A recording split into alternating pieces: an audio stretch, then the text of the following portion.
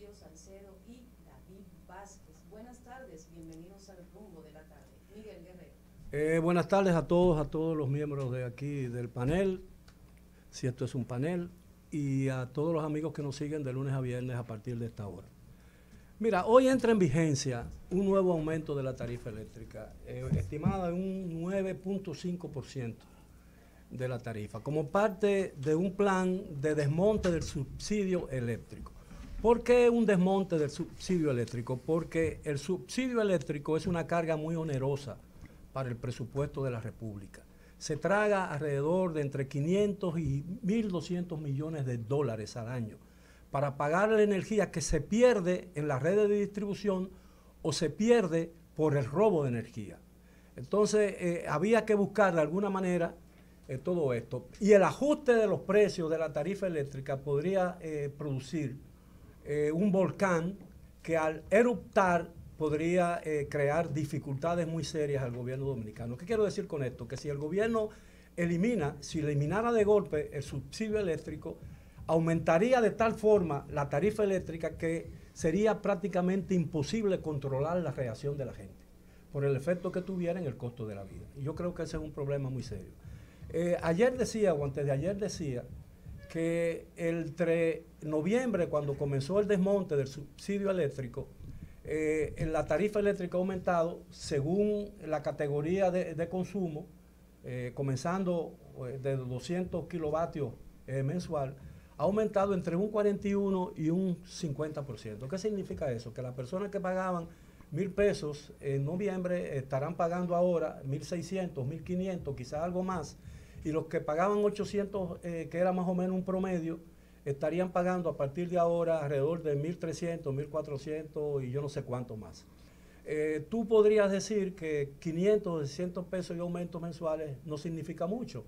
No significa mucho para los que tengan un ingreso fijo elevado, pero aquellos que viven con un salario mínimo y que tienen que ganarse la vida trabajando 24 horas al día en la calle, 500 o 600 pesos pueden significar entre estar muy mal y estar casi al borde de la muerte.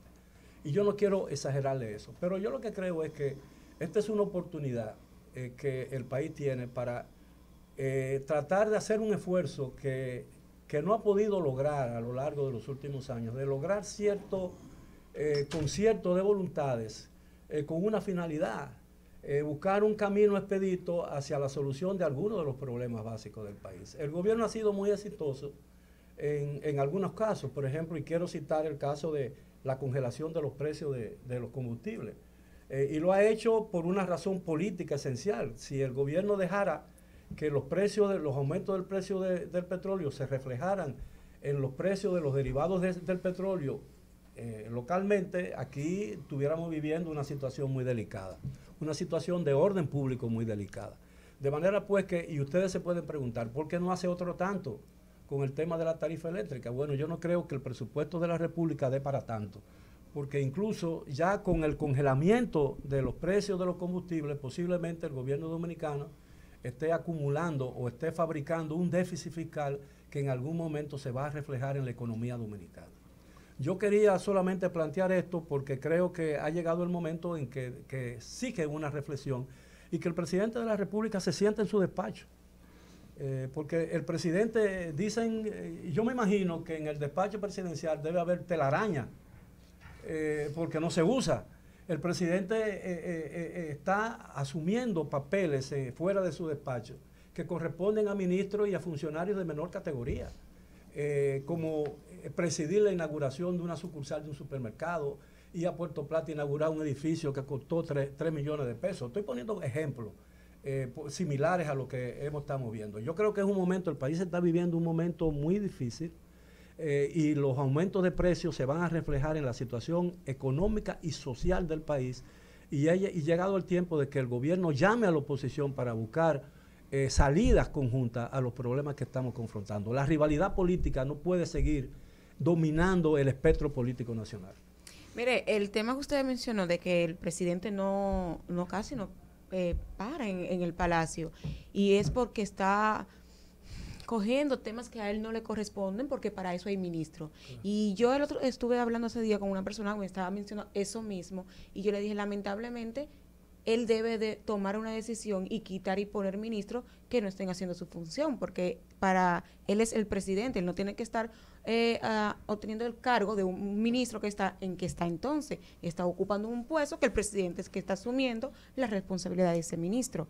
Ahora bien, ya es hora de que él se presente y diga, bueno, vamos a ver quién está haciendo su función, porque lamentablemente el presidente lo han dejado solo en varios aspectos. Lo que pasa es que el gobierno le ha quitado autoridad a su ministro. Pero es que no están haciendo nada. Le ha quitado autoridad a su ministro asumiendo papeles que corresponden al ministro. ¿Entiendes? Por ejemplo, a ti te nombran, un ejemplo, el ministro de Salud. El ministro de Salud, que se supone que debe ser la persona, el funcionario del gabinete que diseña la política de salud pública. SENASA tiene el atender a los pacientes, atender los problemas de salud, pero la política la diseña el ministro de Salud. Pero hay un gabinete de salud que la preside la vicepresidenta de la República. Hay un gabinete del sector agropecuario cuando hay un ministro de Agricultura.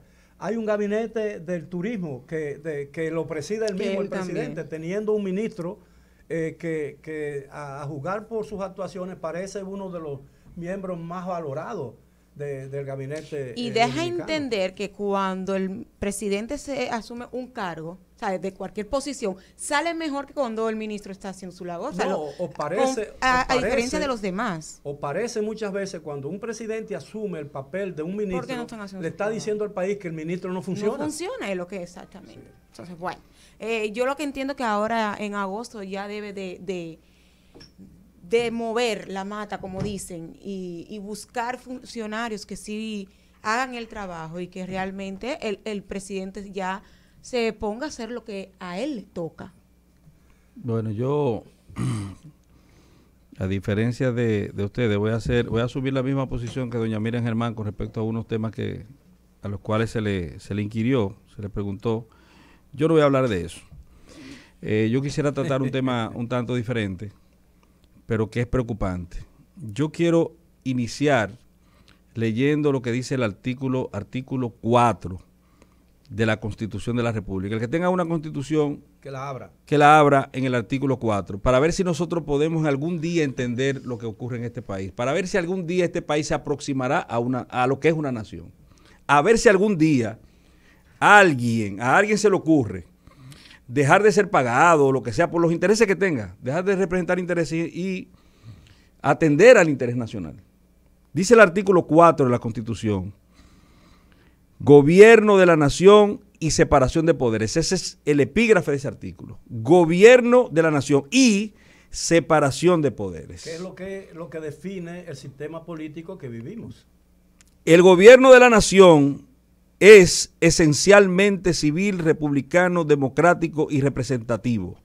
Se divide en poder legislativo, poder ejecutivo y poder judicial.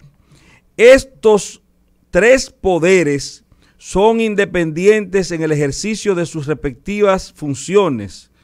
Sus encargados son responsables y no pueden delegar sus atribuciones, las cuales son únicamente las determinadas por esta Constitución y las leyes. Yo quiero saber si la posición del presidente de la República y del ministro administrativo de la presidencia, José Paliza, cuando dicen esa ley se va a aprobar en los próximos días, si eso no es injerencia, si eso no es violatorio de la separación de poderes, claro, si eso no es... ¿Te refieres a la distinción? De asumir la delegación funcional otorgada por la Constitución y las leyes al cuerpo denominado Congreso de la República Dominicana o Poder Legislativo. Entonces, que es el único poder este país, del Estado, mire, que tiene vocación constitucional para supervisar las actuaciones del Poder Ejecutivo. Cuando este país se vaya a poner pantalones largos, lo primero que hay que cercenar es esa injerencia, ese absurdo abuso, esa delegación arrogada de funciones constitucionales que le da la Constitución al Poder Legislativo. Ahí lo que le están diciendo los legisladores: ustedes son un sello gomígrafo y ustedes van a hacer lo que a nosotros nos dé la gana. Ustedes no tienen derecho a pensar, ustedes no tienen cerebro. Y a eso hay que aprobarlo porque lo digo yo, José Paliza, o lo digo yo, el presidente Abinader. Eso es un abuso porque este país es un relajo, esto es un relajo lo que tenemos de país. Como el primer poder del Estado se arrodilla ante el poder ejecutivo. Eso ha pasado mucho, es verdad, pero era la crítica que tenían los que ahora gobiernan. Era lo que ellos manifestaban. Pero ¿y cómo es posible que nosotros violemos la Constitución de forma tan aviesa? Pero lo peor de todo eso es que no hay nadie en el Congreso que le responda y diga lo que tú estás diciendo. No se lo van a decir porque son correveidiles. Se han constituido en correveidiles. Así es, yo creo que ese es un tema fundamental para el país y es un tema que debería ocupar gran parte de este programa en la tarde de hoy. Yo voy a decir algo, porque aquí al señor Ángel Rondón y al señor, ¿cómo se llama el otro? Víctor Díaz Rúa, lo condenaron presuntamente por los siguientes hechos. Porque una institución internacional que quería mercadear en la República Dominicana, o comerciar o participar en una construcción, que la hizo muy bien, por cierto, se sirvió de terceros para llevar mensajes al Congreso para la aprobación de esos contratos que le favorecían. Eso en cualquier parte del mundo se llama lobismo. Así es. En cualquier parte del mundo eso no está penado, en cualquiera. En Estados Unidos, por ejemplo, pero hay que registrarse ante el Congreso. Lo primero que hizo el presidente de la República, de la República Dominicana, fue contratar a la firma Noriega como lobista para conseguir aprobación de cosas en los Estados Unidos que sirvieran a los intereses dominicanos. Ah, pero nosotros sabemos que aquí se dieron 150 millones para la aprobación de leyes. Y es lo mismo que hizo Ángel Rondón y lo mismo que hizo Víctor Díaz Rúa, pero nadie dice nada. Aquí como que estamos cegados.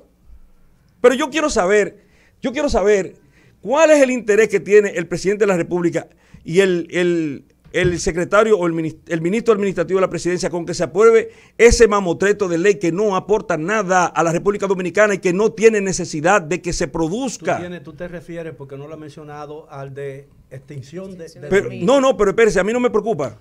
Puede ser la ley que sea, que la aprueben, a mí no me importa eso. Que aprueben lo que quieran aprobar. Pero que lo apruebe el Congreso sin delegar sus funciones, sin injerencias, sin que se le imponga desde el poder ejecutivo. Yo hice la salvedad para que la gente entienda de que tú te estás refiriendo específicamente a un proyecto de ley. Yo me estoy refiriendo a un proyecto de ley que es una ignominia, que no sirve para nada y que nos pone en riesgo. Vamos a poner, está bien, perfecto, el presidente Abinader es el mejor presidente del mundo y él es bien intencionado y él no va a hacer nada con esa ley que sirve para desvalijar a cualquiera. Vamos a decir que él no va a hacer nada con eso, perfecto. Pero mira qué pasó en Colombia.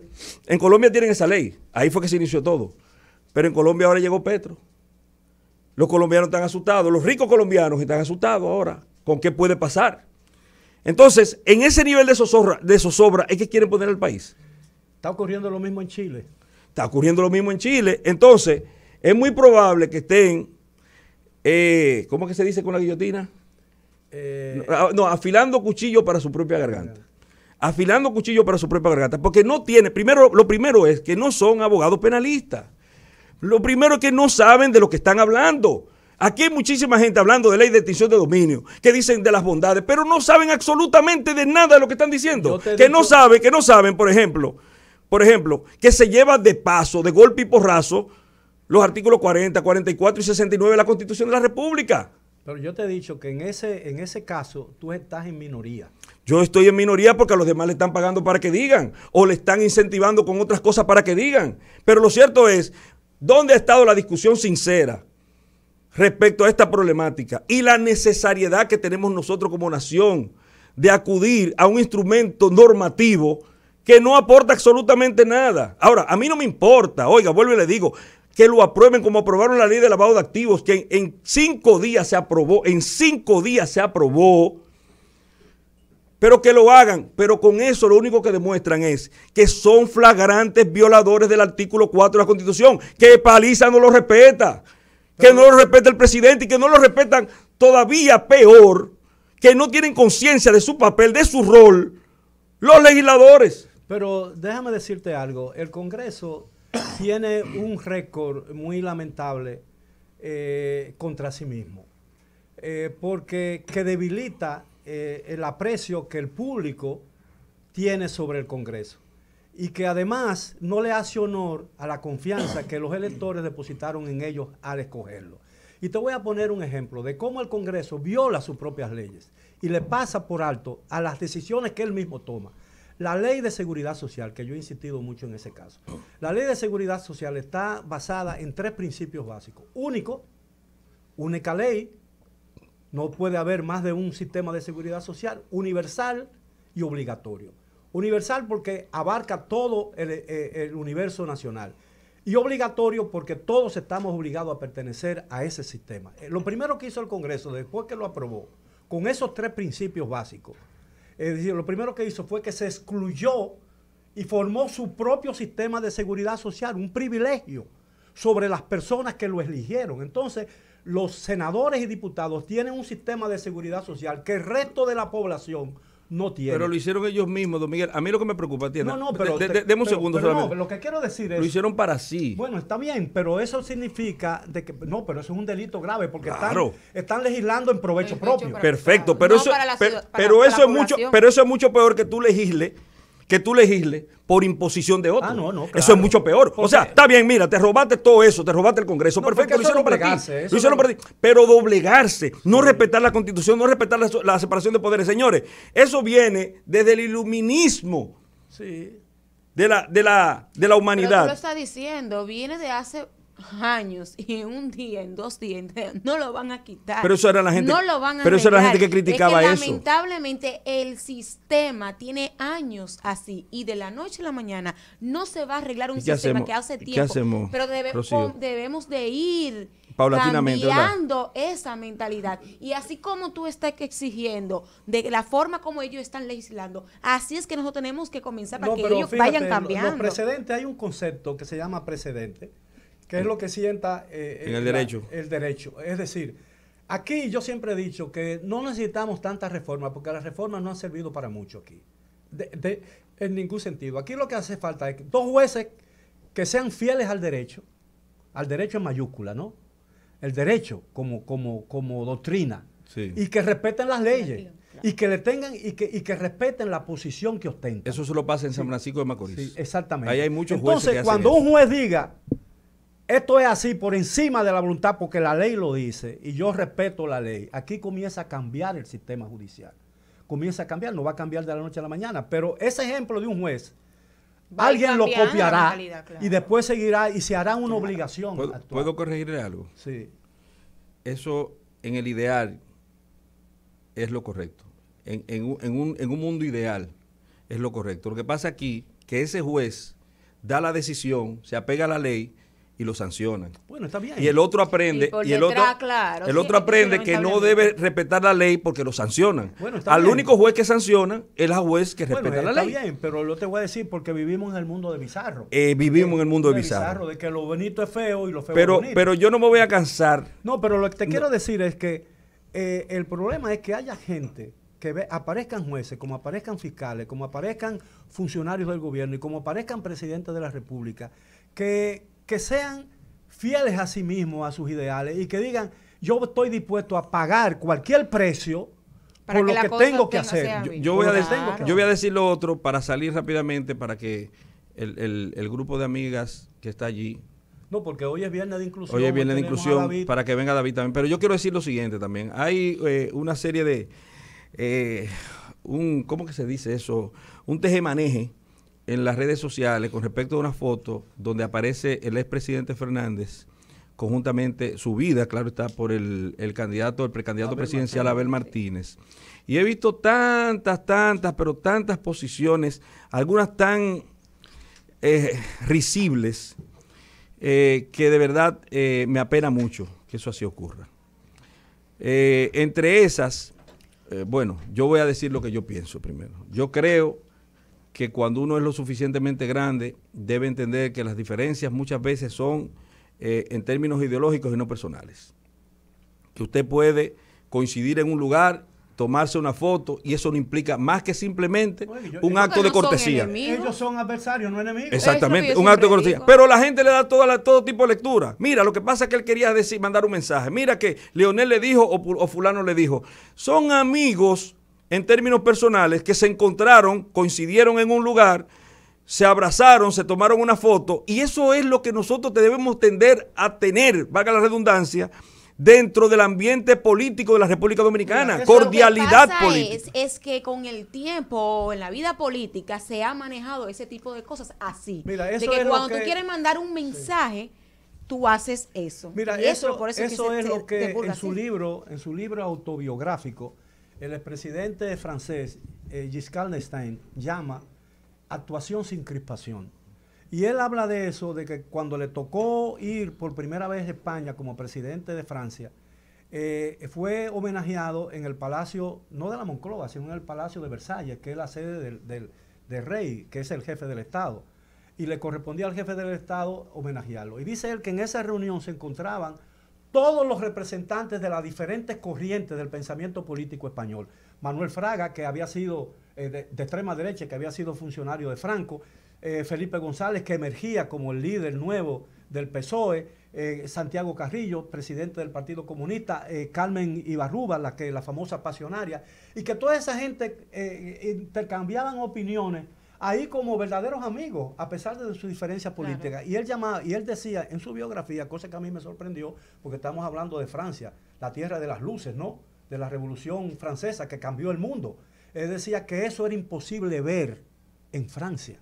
Y que entonces él trató, cuando regresó a Francia, de dar una demostración de actuación sin crispación. Y que en ese momento en Francia, uno de los problemas más graves era que había muchos presos preventivos que no habían sido juzgados por cualquier cosa. Y entonces, en un viaje a Lyon, la segunda ciudad francesa, él visitó una cárcel y le dio la mano, le estrechó la mano a un señor mayor que tenía muchísimo tiempo preso sin que se le hubiera juzgado y se le hiciera una acusación. Y dice que cuando la prensa publicó esa fotografía, por poco pierde la presidencia de Francia. De manera pues que yo creo que nosotros aquí necesitamos más ejemplos como ese, más ejemplos de actuación sin crispación. Claro, lo que viene a bien es justamente tratar de bajar las tensiones, las crispaciones, sí, claro, porque las crispaciones nos llevan a dividirnos y divididos somos menos, por más que se vea. Aquí cada dominicano juega una función en el ecosistema social y es necesario, es cada dominicano. Y cuando todos apuntemos, alemos en una misma dirección, pues ahí somos fuertes. Que al final el mismo objetivo tenemos todos, que todo salga bien. Bueno, sigan ustedes ahí, nos vemos luego.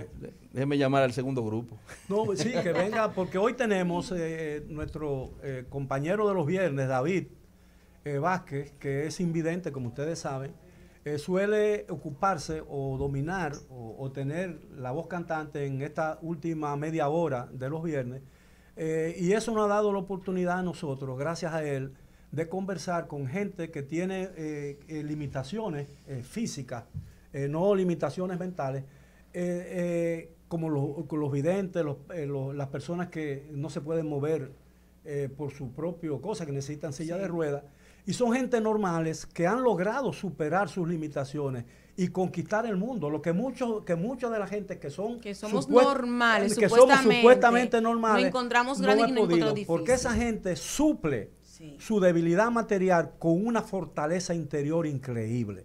Y la verdad es que la verdadera fuerza no es la que nos dan los músculos exteriores, sino la fortaleza mental que tenemos y la capacidad para resistir la adversidad y los malos momentos que la vida. Y sobre todo el deseo de superación. Porque usted puede estar muy bien o discapacitado, pero si usted no tiene deseo de lograr y ser alguien, lamentablemente se va a quedar atrás. Así que vamos a hacer una breve pausa y vamos a traer ahora a David, que yo creo que sus invitados ya están aquí en el estudio.